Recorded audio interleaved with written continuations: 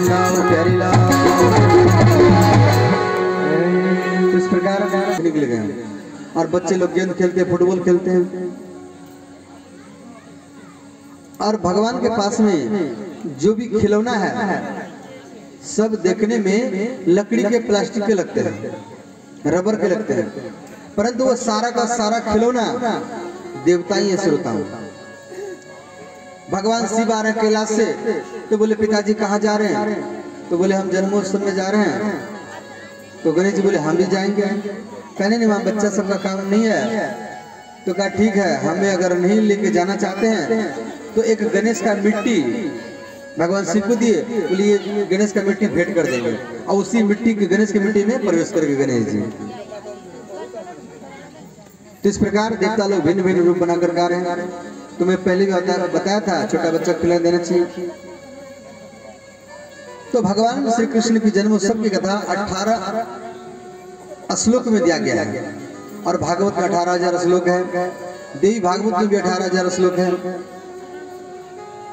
और ये जो 18 है पूर्ण अंक है, ये 18 पूर्ण अंक है। 1 + 8 9 और 9 को 2 बार गुना करो 18,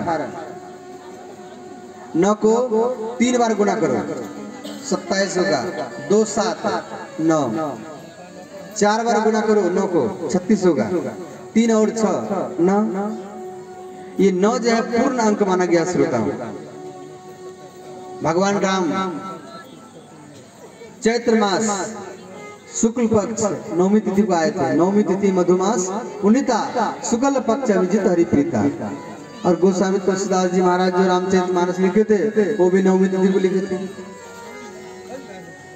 और ये राम मंदिर जो बनना था ये 18 नवंबर को ही तय हुआ था। इस प्रकार जन्मोत्सव को देखने के लिए अलग अलग देवता लोग सब आए हैं।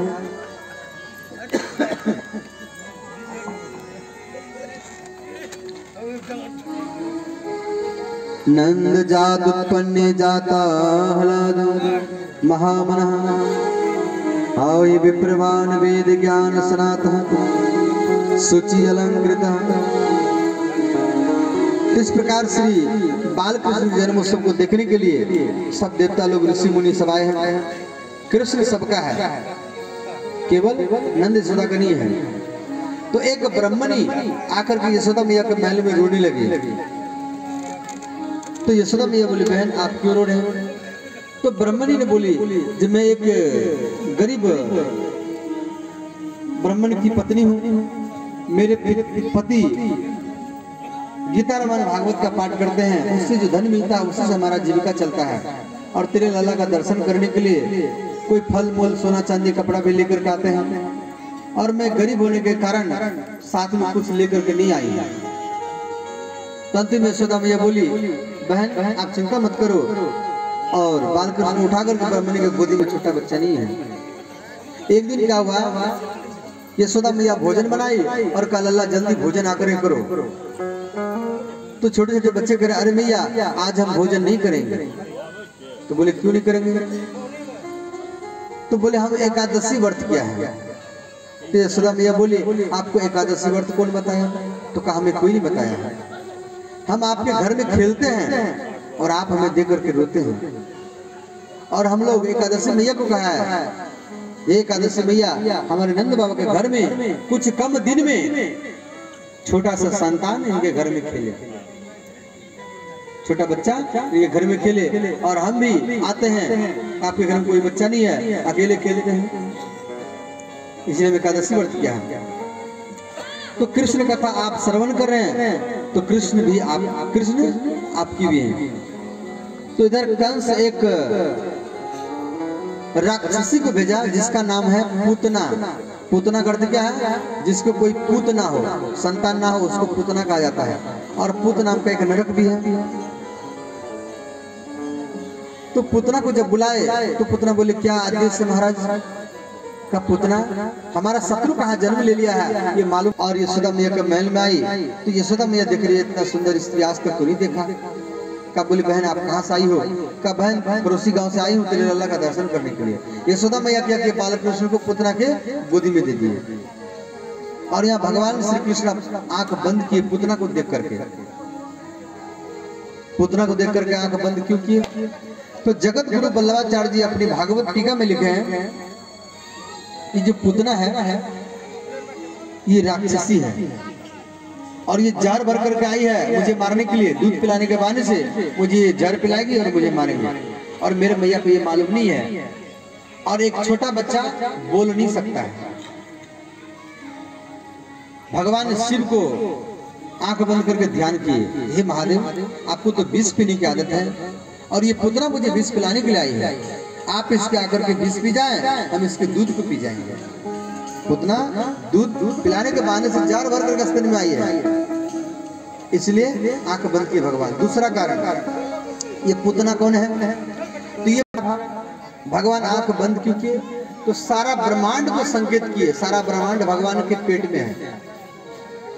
ये आपका पूर्णिया जिला और ये मोहिनी गांव भगवान के पेट में है, और भगवान संकेत किए कि कुछ भी हो सकता है, मैं जहर पीने के लिए जा रहा हूं।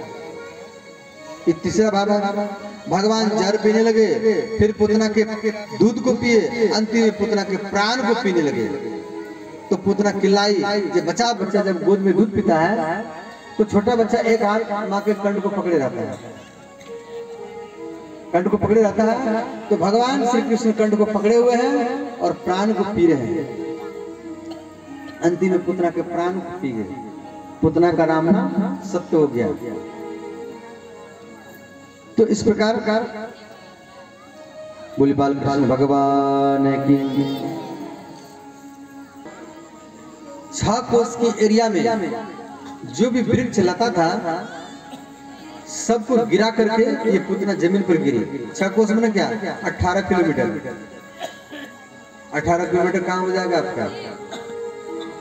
आपका मोहिनी से इतना तक की एरिया में जो भी वृक्ष था सबको गिरा करके पुतना जमीन पर गिरी। और तो पुतना के शरीर को 5 भाग किया गया, 5 टुकड़ा किया गया काट करके। क्यों? पुतना अविद्या है और अविद्या 5 प्रकार का होता है। अविद्या 5 प्रकार का होता है। तो इस प्रकार विद्या नहीं अविद्या, विद्या क्या है? सा विद्या या विमुक्ति, विद्या से व्यक्ति को मुक्ति मिल जाता है, मोक्ष मिल जाता है, भगवान मिल जाता है, वो विद्या है। तो अंतिम में गोमूत्र स्नापित्वा, गैया के गोमूत्र में भगवान को स्नान कराए और गैया के पूंछ में भगवान को झरवाए। यशोदा मैया सोच रही है ये राक्षसी थी और ये राक्षसी हमारे लल्ला को टोना टोटका कर दिया होगा, गैया के पूंछ में झरवाए। के पूंछ में श्री हनुमान जी हैं, गैया के दोनों सिंह में राहु केतु हैं, चारों चरण में चारों वेद है, नासिका में हनुमान, गोबर में